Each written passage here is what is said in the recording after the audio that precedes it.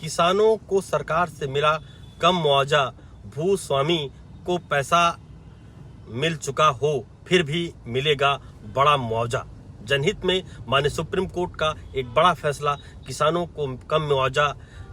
तो ये खबर आपके लिए बेहद जरूरी है। सुप्रीम कोर्ट ने भूमि अधिग्रहण से जुड़े मामलों में किसानों और भूस्वामियों के हक में एक बड़ा फैसला दिया है। दरअसल कई बार सरकार जमीन अधिग्रहित करती है और भूस्वामी को मुआवजे की रकम का भुगतान कर दिया जाता है, लेकिन बाद में उसी अधिग्रहण में किसी दूसरे भूस्वामी को कोर्ट के जरिए ज्यादा मुआवजा मिल जाता है। सवाल था, क्या पहले ही मुआवजा ले चुके किसान को बढ़े हुए मुआवजे का लाभ मिल सकता है?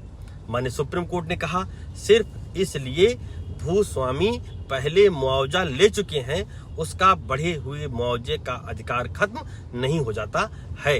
भूमि अधिग्रहण कानून की धारा 28A ऐसे मामलों में महत्वपूर्ण भूमिका निभाती है, जिसका मुख्य उद्देश्य यह है कि समान परिस्थितियों में जमीन देने वाले भूस्वामियों को समान और न्याय संगत मुआवजा मिले। यानी अगर किसी व्यक्ति को समान भूमि के मामले में कोर्ट ने ज्यादा मुआवजा तय किया है, तो पहले कम मुआवजा प्राप्त कर चुके पात्र भूस्वामी भी कानून के अनुसार उस बढ़े हुए मुआवजे का दावा कर सकते हैं। सीधे शब्दों में यह कहा जा सकता है कि पहले पैसा मिल चुका है, इसका मतलब ये नहीं है कि ज्यादा मुआवजे का रास्ता हमेशा के लिए बंद हो गया है।